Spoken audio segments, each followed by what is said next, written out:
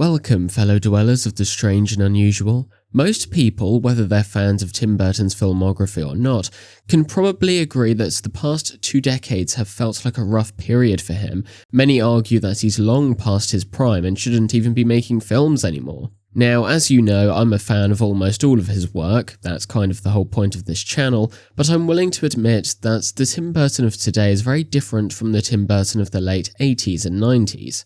What I want to explore in this video is why his more recent projects feel so drastically different from his earlier ones, and whether we might see a true return to form in the future. At first, I was going to open this video by placing the blame squarely on Tim himself for choosing projects like Sweeney Todd, Alice in Wonderland, Dark Shadows, Miss Peregrine's Home for Peculiar Children, and Dumbo. My reasoning was that these are all reinterpretations of existing material, but then I stopped and thought, that can't be the real issue. After all, his very first feature was Pee-wee's Big Adventure. A few years later, he directed Batman, followed by Batman Returns, and then Sleepy Hollow shortly afterwards. Burton putting his own spin on established properties isn't a recent development, it's something he's done throughout his entire career. So maybe the responsibility doesn't lie entirely with him, maybe it's more about the studios and the entertainment industry as a whole. If you really sit down and think about what makes those early Burton films so special, I'd argue it's a mix of two things: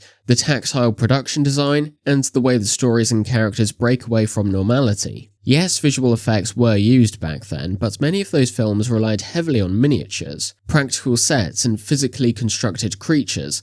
There is something tangible about them. Today, CGI and digital effects dominates the industry, and that's a big reason why his recent films don't feel the same. I'll happily defend Alice in Wonderland, I genuinely enjoy the atmosphere it aims for, but it's obvious that most of that world was created digitally. If you watch the behind-the-scenes footage, it's shocking how much green screen was involved. Even Burton has admitted that making that film was one of the most chaotic experiences of his career, a monster mash of a production where no one knew if it would fully come together until the very end. If that film had leaned more into practical sets and physical props, I honestly think it would rank at least a point higher for most people. And this criticism doesn't just apply to Alice, it can be extended to many of his recent releases. Now, it's also possible that Burton himself has grown less insistent on pushing for practical filmmaking as he's gotten older. I'm willing to concede that he deserves some share of the responsibility. However, after watching Beetlejuice and Wednesday Season 2, I genuinely believe he still has the ability to create the kind of cinematic experience he delivered in the 80s and 90s, if he's given the right conditions. The Beetlejuice sequel features plenty of tangible elements, and the same goes for Wednesday Season 2, especially with the inclusion of his stop-motion animated sequence. These recent projects prove that when he's given creative freedom, he can still tap into the style that defined his early career. The bigger issue, I think, is that the industry has become increasingly risk-averse. Studios are comfortable relying on CGI because that's what dominates modern filmmaking. As a result, audiences aren't connecting with these films in the same way. For a while, I was excited about every big-budget blockbuster, packed with digital effects. But now, I find myself apathetic. Over the past year, I've revisited a lot of the late 20th century pulp sci-fi classics, and there's something noticeably different.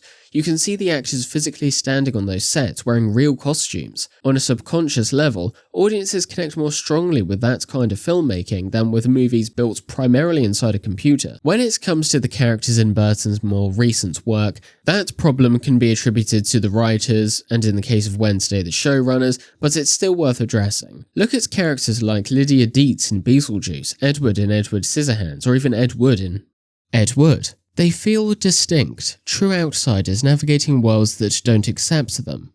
While fish-out-of-water characters have become common in entertainment, those early Burton films truly explore what it means to be different in a society that wasn't built for you. Today, being an outcast often feels more like a personality label than a deeply examined struggle. Miss Peregrine's Home for Peculiar Children falls into this trap, although to be fair, those characters all live together, separated from the ordinary world, and they possess unique abilities, so that setup makes sense. With Wednesday though, It's similar. Most of the story takes place in a school filled with outcasts. We're constantly told that these characters don't belong, and they refer to themselves as outsiders repeatedly, but we rarely see that tension truly explored. The main plot of Wednesday Season 1 revolves around the history of outcasts being hunted and persecuted, but because the majority of the narrative keeps these characters grouped together, we don't often see a meaningful clash between opposing worlds.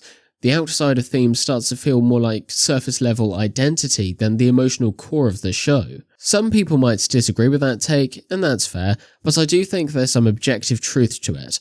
The entertainment industry understands that audiences connect with underdogs and people who don't naturally hold all the advantages. However, many of the creatives working in the industry today don't necessarily come from those backgrounds. As a result, when they attempt to write those kinds of characters, it can feel more like they're adopting the image of an outsider rather than writing from lived experience, and that disconnect shows up on screen. So the question remains, is Tim Burton truly past his prime, or does he still have the potential to deliver new, timeless classics?